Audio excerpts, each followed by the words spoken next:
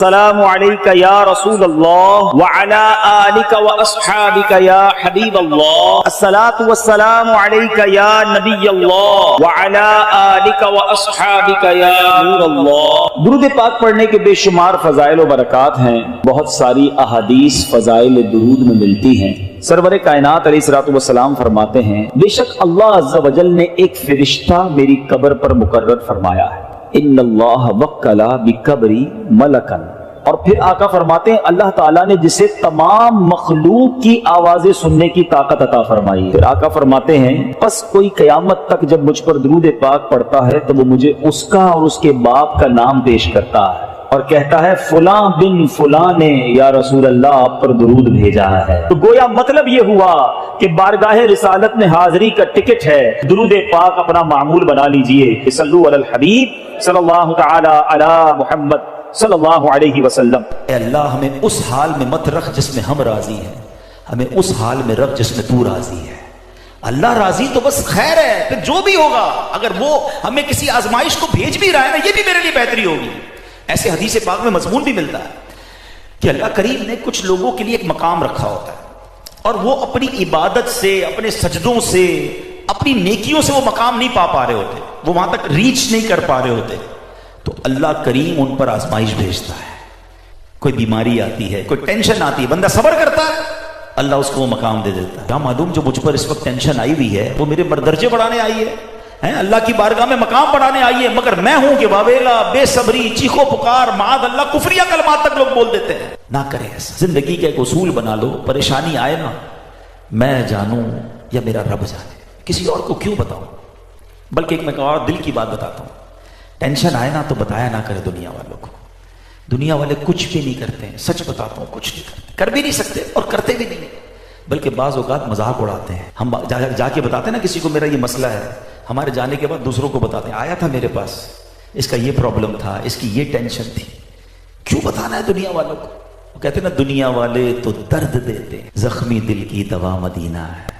اللہ سے عرض کرو نا، اللہ کے نبی کی بارگاہ میں فریاد کرو، وہاں درود پاک پڑھیں۔ کیوں دنیا والوں کو بتاتے ہیں؟ دنیا والوں کو بتا کر آخر میں کہتے ہیں جناب ہم تو صبر ہی کر رہے ہیں۔ آپ صبر نہیں کر رہے جناب، آپ نے سب کو بتا دیا۔ ایک جملہ سب کو یاد ہوگا، اللہ پاک آپ کو صبر جمیل عطا فرمائے۔ آج کی تکیہ کلام بن گیا ہمارا۔ سوال کروں کہ بتائیے صبر جمیل کس کو کہتے ہیں؟ شاید کوئی بھائی کہیں گے یہ کوئی جمیل صاحب ہوں گے جن کے صبر کی بات ہوتی رہتی ہے۔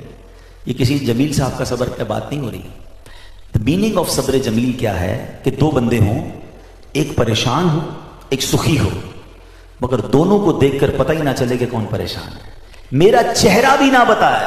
باتیں تو دور کی بات ہے، ہمارا تو چہرہ ہی ایسا بول رہا ہوتا ہے، لوگ کہتے خیر تو بھائی کیا ہو گیا، بس یار مارکیٹ ڈاؤن ہے، طبیعت خراب ہے، فلاں نقصان ہو گیا، چہرے سے ہی شکوے ہو رہے ہیں۔ ہے بڑی باریک بات، چہرے پر مسکراہٹ رکھو تاکہ سامنے والوں کو لگے کہ کوئی ٹینشن نہیں، دل میں جو دکھ ہے وہ رب کو معلوم ہے، اللہ جانتا ہے نا۔ تو شکر کے ساتھ، صبر کے ساتھ زندگی گزرے۔ رب جب حل ہی رب نے کرنا ہے تو میں نے کسی کو کیوں بتانا ہے؟ ایک بار ایک صحابی رسول نبی پاک علیہ الصلوۃ والسلام کی بارگاہ میں آئے اور عرض کی کہ حضور میرے ساتھ اونٹ بھی ہے، کیا میں اس کو باندھ کر اللہ پر بھروسہ کروں یا ایسے ہی چھوڑ کر رب پر توکل کروں؟ تو نبی پاک علیہ الصلوۃ والسلام نے بڑا کمال کا ارشاد فرمایا کہ پہلے اس کو باندھو اور پھر رب پر بھروسہ کرو۔ تو ناظرین ایکچول تعریف توکل کی یہ ہے کہ ہمیں اسباب اختیار کرنے ہیں مگر خالق کے اسباب پر بھروسہ کرنا ہے۔ تو امید ہے کہ بہت ساری باتیں سمجھ آ گئی ہوگی۔ وہ رب سب کو رزق دیتا ہے، وہ ہمیں بھی دے گا۔ اللہ کی قدرت پر یقین رکھیں، اس پر بھروسہ رکھیں اور اس کی بارگاہ میں دعا کرتے رہیں۔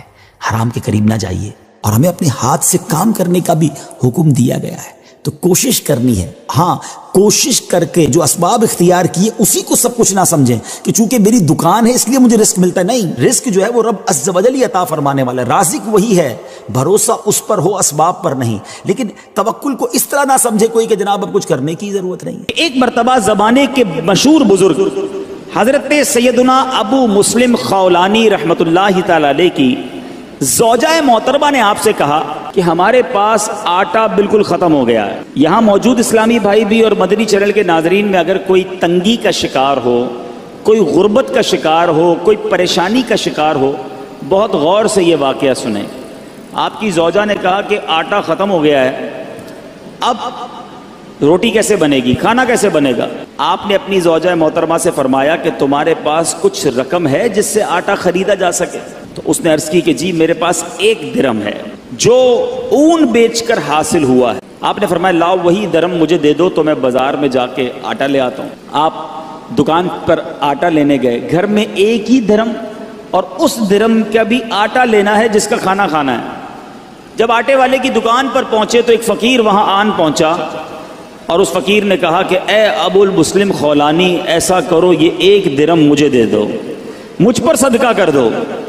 آپ وہاں سے پلٹے, تھوڑا آگے گئے, دوسری دکان پر گئے, فقیر وہاں بھی آ گیا, کہنے لگا یہ ایک درم آپ مجھ پر صدقہ کر دیں. فقیر پیچھے لگا رہا, آخر کار آپ نے وہ ایک درم جو گھر سے لے کر آئے تھے آٹے کے لیے اس فقیر پر صدقہ کر دیا.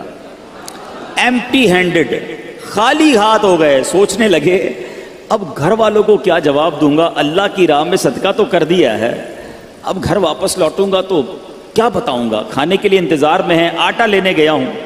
تو اب خالی تھیلا لے کر آئے تھے گھر سے, تو آپ نے لکڑی والے کی دکان پر گئے جو لکڑی کا کام کرتا ہے, کارپینٹر جو ہوتا ہے, اس کے پاس آپ نے دیکھا ہوگا برادہ پڑا ہوتا ہے, چورا بالکل. آپ نے اس تھیلے میں برادہ بھر لیا اور تاکہ تھیلا بھر جائے. اب گھر گئے, دستک دی, تھیلا پکڑایا اور خود باہر, فوراً باہر سے چلے گئے. میں منہ کیا دکھاؤں گا گھر والوں کو کہ چلو وہ تھیلا پکڑ کے اندر جائیں, اتنی دیر میں گھر سے دور چلا جاؤں. آپ دور چلے گئے. گھر والوں نے تھیلا کھولا تو اس میں نہایت عمدہ قسم کا آٹا موجود تھا, بڑا زبردست آٹا.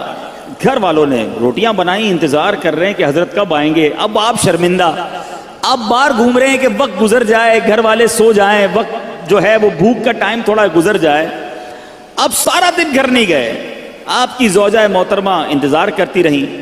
اب آپ رات کو چپکے سے گھر میں داخل ہونے لگے کہ گھر والوں کی ڈانٹ بھی سننی ہے کہ ہم نے پیسے دیے تھے آٹا لانے کو, آپ لکڑی کا برادہ دے گئے. مگر ان کو نہیں پتا تھا اندر کہانی کچھ اور ہو گئی ہے. اب آپ کی فیملی انتظار کر رہی ہے کہ کب آئیں, بھوکے ہیں, ان کو اتنا اچھا ہمیں آٹا دے کر گئے, بہترین قسم کی روٹیاں بنی ہیں, آئیں تو حضرت کو کھانا پیش کیا جائے. آپ چپکے سے گھر میں داخل ہوئے تو آپ کی زوجہ محترمہ فوراً سامنے آ گئیں. اب آپ شرمندہ, مگر آپ کی زوجہ محترمہ بہترین قسم کی روٹیاں انہوں نے سامنے پیش کی. آپ حیران ہوئے کہ یہ کہاں سے آیا. تو آپ کی زوجہ نے کہا یہ اسی آٹے کی روٹیاں ہیں جو آپ لائے تھے.